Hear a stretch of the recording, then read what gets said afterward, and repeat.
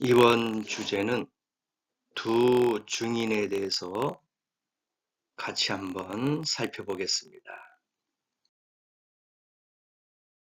계시록 11장 4절에 보면 이는 이 땅의 주 앞에 섰는 두 감람나무와 두 촛대니라고 기록하고 있습니다. 그래서 이 두 증인을 많은 사람들이 혼돈하고 있어요. 과연 누굴까? 어떤 인물일까? 여러 가지 해석들이 많이 나옵니다. 그래서 이 시간에는 제가 알고 있는 또 제 나름대로의 그러한 자료라든지 해석을 가지고 잠시 말씀을 드립니다. 그래서 이 두 감람나무와 두 촛대를 우리가 조금 이해했으면 좋겠습니다. 두 증인은 천사에게서부터 권능을 받았는데 두 증인은 누구일까? 학설에 대해서 한번 알아보십시다. 첫째가 모세와 엘리야로 보는 견해가 있습니다. 왜냐하면 모세는 율법을 대표하고 엘리야는 선지자를 대표합니다. 그래서 모세하고 엘리야가 두 증인이 아닐까 그렇게 해석을 하고요. 그 다음에 엘리야하고 에녹으로 보는 견해가 있습니다. 왜냐? 그 두 사람은 죽지 않았습니다. 그래서 언젠가는 그들이 다시 두 증인으로 와서 복음을 증거하다가 죽지 않을까. 왜냐하면 성경에도 나오잖아요. 사람에게 한 번 죽은 것은 정해진 것이다. 그래서 그들이 죽지 않았으니까 올 것이다. 그렇게 해석하는 사람들 많이 있어요. 그런데 이것도 우리가 보면은 사실 엘리야하고 에녹이 죽지 않았다는 하나의 이유 때문에 두 증인이 될 것이다 라고 생각하면은 조금 부족함이 있습니다. 왜냐하면 우리도 주님이 이 땅에 지금 공중으로 오신다면 우리도 죽지 않고 변화받아 들림받지 않습니까? 그래서 꼭 사람이 죽어야지만이 된다. 그렇게 주장하는 것도 약간 모순이 있지 않을까. 그렇지요? 그래서 엘리야, 에녹도 죽지 않았으니까 꼭 죽어야 된다라는 그런 이유가 없습니다. 이해하시겠어요? 그 다음에 수르바벨과 여호수아 선지자다 그렇게 볼 수 있습니다. 요것도 그들이 이제 업적을 볼 때 수르바벨과 여호수가 아닌가 그렇게 해석을 하는 거죠. 그리고 교회와 은혜 받은 주의 종들을 말한다. 글쎄, 뭐 제가 계속해서 자료를 올릴 때마다 이야기한 것이 그거예요. 계시록 4장 1절 이후서부터는 교회 시대가 아니다. 교회라는 말도 없고 또 성령이 그때 역사하지도 않고 임하지도 않잖아요. 그래서 교회와 은혜 받은 종들을 의미한다. 요건 조금 더 해석하기가 힘든 부분이라고 볼 수 있겠죠. 그 다음에는 신약과 구약 성경을 말한다. 사실 뭐 이런 것도 그냥 나름대로 껴 맞추기식 이야기가 아닐까. 어, 이라는 숫자가 들어가니까 그냥 이것도 이야기해보고 저것도 이야기해보고 해서 신약 구약 뭐 이런 식으로 대비해가지고 이야기하는 것 같은데 사실 이것도 너무 우리가 받아들일 수 없는 그런 이야기다 볼 수 있고요. 마지막으로는 베드로와 바울을 이야기한다. 왜냐? 베드로는 유대인을 대표로 하고 바울은 이방인의 대표다. 그러면은 제가 볼 때 과연 베드로와 바울이 다시 내려와서 두 증인의 역할을 할 것일까? 이제 그렇게 우리가 또 해석해 봐야 됩니다. 그래서 이와 같이 다양하게 많은 학자들을 통해서 두 증인을 이야기를 하고 있어요. 그래서 율법과 선지자다. 율법과 복음이다. 신약과 구약이다. 또는 교회다. 이게 다양하게 해석들이 나옵니다. 그러나 그럴싸한 해석이 있는데 엘리야와하고 모세가 아닐까? 왜냐하면 변화산상에 나타났던 사람들이 바로 이 두 사람이에요. 그리고 그들은 물과 피로 만들고 땅을 재앙으로 칠 권세가 주어졌다. 그렇게 이야기합니다. 그래서 바로 모세가 애굽에서 재앙을 내리게 한 인물이다. 그렇게 보는 거죠. 왜냐하면 성경에도 이야기하잖아요. 그 모세를 장사 지냈던 그러한 장소를 우리가 아직까지 모른다. 성경에도 그랬잖아요. 그래서 나중에 과연 모세가 다시 증인으로 나타날 것이 아닐까? 그렇게 가장 근접한 해석으로 볼 수가 있는 것이죠. 그런데 이들의 사역 기간을 보면은요, 3년 반이에요.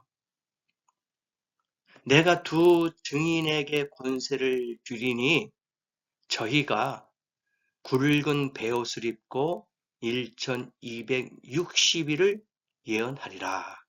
그래서 1260일이 3년 반이란 말입니다. 그래서 이들의 활동 기간, 사역 기간은 7년 환란 이후, 그러니까 중간 이후, 후 3년 반이다. 그렇게 보면 가장 이야기가 쉬울 겁니다. 엘리야 선지자 한번 보세요. 열왕기상, 열왕기 하에 나오죠. 보라, 여호와의 크고 두려운 날이 이르기 전에 내가 선지 엘리야를 너에게 보내리니 이런 말씀이 있었어요.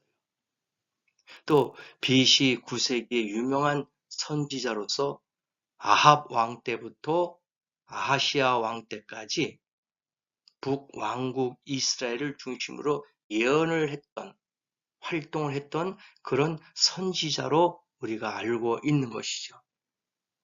그래서 엘리야 선지자는 그때 당시에 많은 이적과 기적을 행했던 그러한 능력의 선지자다. 그렇게 해석을 하는 겁니다.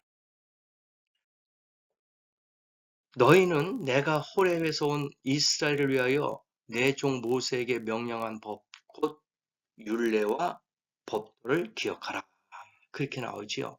그래서 모세는 불로써, 물로써, 뭐 이런 식으로 상징적으로 얘기하잖아요. 또 엘리야도 물과 불의 그 역사, 바알 선지자를 죽이는 그러한 놀라운 일을 하지 않았습니까? 그래서 이 모세하고 엘리야가 불과 물의 역사를 했기 때문에 두 증인으로 유력하지 않을까. 가장 근접한 해석이라고 볼 수가 있는 거예요. 계시록 11장 5절에 보니까 만일 누구든지 저희를 해하고자 한즉 저희 입에서 불이 나서 그 원수를 소멸할지니 누구든지 해하려 하면 반드시 이와 같이 죽임을 당하리라. 그래서 이들이 이 환란 기간 동안 적그리스도가 이들을 죽이려고 합니다. 근데 하나님은 그 후 3년 반 동안에는 죽이지 못하게 하는 거예요. 왜냐하면 그 기간 안에 증인으로서 복음을 증거해야 되기 때문에 메시아를 알려야 되기 때문에 하나님을 알려야 되기 때문에 3년 반 동안에는 그들이 죽지 못합니다. 그들을 죽이려고 하면은 저희들의 입에서 불이 나서 그 원수를 다 죽일 수 있어요. 죽임을 당합니다. 그래서 모세하고 엘리야가 그러한 생존해 있을 때에 물과 불을 다스리지 않았습니까?